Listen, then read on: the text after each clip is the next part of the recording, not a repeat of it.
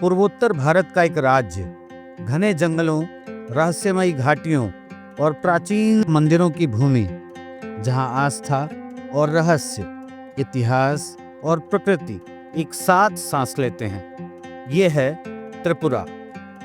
आइए आज हम आपको ले चलते हैं एक ऐसी यात्रा पर जहां प्रकृति मुस्कुराती है और देवी त्रिपुर सुंदरी की शक्ति जागृत होती है। तो आइए आज करते हैं त्रिपुरा की यात्रा।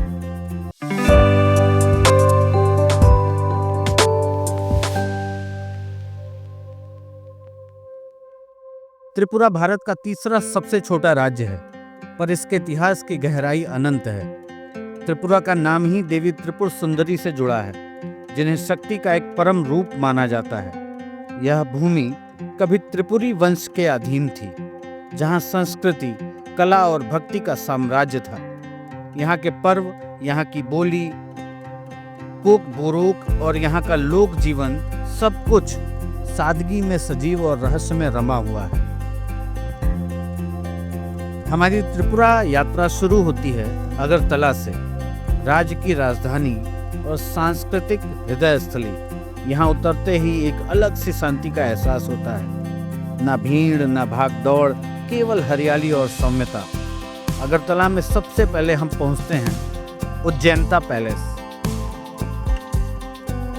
यह महल त्रिपुरा के राजाओं की विरासत है। श्वेत संगमरमर की दीवारों में सजी हुई कहानियां एक अलग ही भव्यता है यहाँ की। पूर्वोत्तर भारत की धरती पर जहाँ प्रकृति अपना सबसे मोहक रत्न रखती है, वही त्रिपुरा की राजधानी अगरतला में स्थित है एक स्वर्णिम अतीत का साक्षी, भव्यता का उदाहरण उज्जैनता महल अर्थात उज्जैनता पैलेस। यह केवल एकत्रित पत्थर से बना एक महल नहीं, यह इतिहास की वो जिल्द है जिसमें एक युग की कहानियां दर्ज हैं। रजवाड़ों की शान, संस्कृति की ऊंचाइयां और समय की पहचान। आज हम चलेंगे एक ऐसी यात्रा पर जहां वास्तु में कविता है और दीवारों में दास्तां। 1901 में महाराजा राधा किशोर माणिक्य द्वारा निर्मित उज्जैनता महल एक वास्तुशिल्पीय चमत्कार है। इसकी सफ़ेद संगमरमर सी दीवारें, रॉयल डोम्स और विशाल स्तंभ उस समय की रॉयल आभा को आज भी संजोए हुए हैं। यह महल न केवल त्रिपुरा की शाही विरासत का प्रतीक है, बल्कि पूर्वोत्तर भारत की स्थापत्य कला का गौरव भी है। बगीचे ऐसे कि मानो खुद प्रकृति ने उन्हें अपने हाथों से संवारा हो। फव्वारे, तालाब और हरियाली का वो संगम कि आत्मा तक तृप्त हो जाए। महल के भीतर प्रवेश करते ही जैसे समय थम सा जाता है। संगमरमर की फर्श, ऊंची छतें और कांच के झूमर आपको सीधे एक सदी पीछे ले जाते हैं। यहाँ की दीवारों पर चित्रित पेंटिंग्स और काष्ठ शिल्प उस युग की बारीकी और कला प्रेम को दर्शाते हैं। यह महल केवल एक शाही निवास नहीं था, यह एक विचार था, त्रिपुरा के सांस्कृतिक, राजनीतिक और सामाजिक विकास का केंद्र। त्रिपुरा का इतिहास सदियों पुराना है। माणिक्य वंश ने यहाँ सैकड़ों वर्ष तक राज किया। उज्जैनता महल उस वंश का मुकुटमणि था। 1950 के दशक के बाद जब त्रिपुरा भारतीय गणराज्य का हिस्सा बना, तब इस महल को विधान भवन के रूप में उपयोग किया गया और आज यह त्रिपुरा राज्य संग्रहालय है, जहां इतिहास सांस लेता है और हर दीवार कुछ कहती है। संग्रहालय में सजी मूर्तियां, चित्रकला, लोक संगीत के वाद्य, आदिवासी जीवन शैली के चित्रण और पुरातात्विक अवशेष, ये सब मिलकर त्रिपुरा की सांस्कृतिक विविधता का जीवंत चित्र प्रस्तुत करते हैं। उज्जैनता महल केवल शाही नहीं, यह जनजीवन की धड़कन है। जब मैंने महल की सीढ़ियां चढ़ी तो लगा जैसे मैं इतिहास के दहलीज पर खड़ा हूँ। हर कमरे में एक सन्नाटा है, मगर वो सन्नाटा बोलता है। कभी रानियों की हंसी, कभी सभाओं की गूंज, कभी कवियों की रचनाएं, सब कुछ यहाँ अब भी बसा है। महल की खिड़की से झांकती सूर्य की किरणें जब संगमरमर पर पड़ती हैं तो लगता है समय भी मुस्कुरा रहा है। जैसे जैसे दिन ढलता है, उज्जैनता की छवि तालाब के जल में परिवर्तित होती है, मानो अतीत और वर्तमान एक दूसरे को निहार रहे हो। संध्या की उस क्षणिक शांति में महल अपनी पूरी गरिमा में निखर उठता है और तभी आपको एहसास होता है कि ये कोई आम इमारत नहीं, ये एक जीती जागती आत्मा है। उज्जैनता महल की यह यात्रा केवल एक पर्यटक स्थल की यात्रा नहीं है, यह आत्मा की यात्रा है।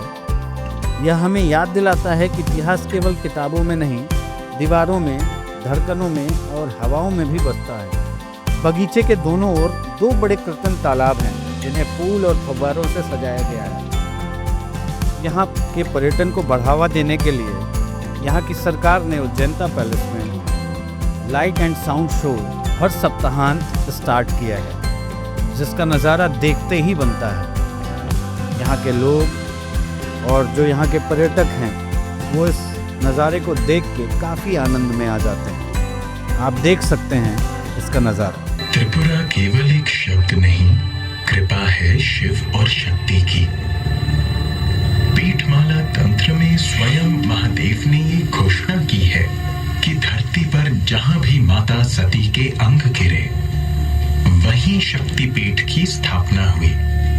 उसी ग्रंथ में संकलित एक श्लोक में कहा गया है, त्रिपुरा में देवी का दाहिना पैर गिरा। पूजनीय देवी को त्रिपुरा सुंदरी कहा जाता है और यहाँ स्थापित शिव का नाम त्रिपुरेश भैरव हुआ। और इस तरह शुरुआत हुई एक कीर्तिवान राजवंश की, जिसने करीब 3000 साल तक आर्यवर्त के इस महान भाग पर शासन किया। भारत और बांग्लादेश 2 पड़ोसी देश, एक साझा इतिहास और मजबूत होती दोस्ती। हर दिन बॉर्डर पर होता है एक खास आयोजन जिसे कहते हैं फ्लैग ऑफ सेरेमनी। आज हम भी इसका एक हिस्सा बनने के लिए यहाँ आए हुए हैं। चलिए आपको ले चलते हैं इस खास पल में, जहाँ राष्ट्र गौरव, अनुशासन और भाईचारे की अनोखी झलक देखने को मिलती है। यह है भारत बांग्लादेश सीमा, जहाँ प्रतिदिन शाम को होती है फ्लैग ऑफ सेरेमनी। भारत की ओर से बॉर्डर सिक्योरिटी फोर्स यानी BSF और बांग्लादेश की ओर से बॉर्डर गार्ड बांग्लादेश यानी BGB हिस्सा लेते हैं इस समारोह में। शाम होते ही दोनों देशों के सैनिक एक विशेष अनुशासन के साथ मार्च करते हैं।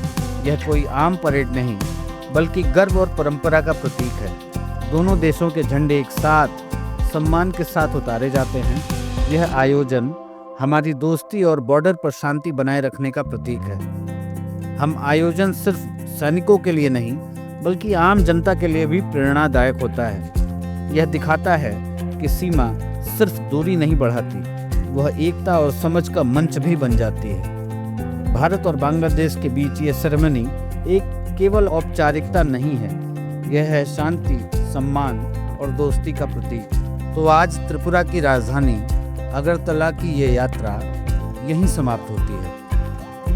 आगे हम माँ त्रिपुर सुंदरी, नीर महल, डैम्बूर झील और तमाम जगहों की यात्रा करेंगे।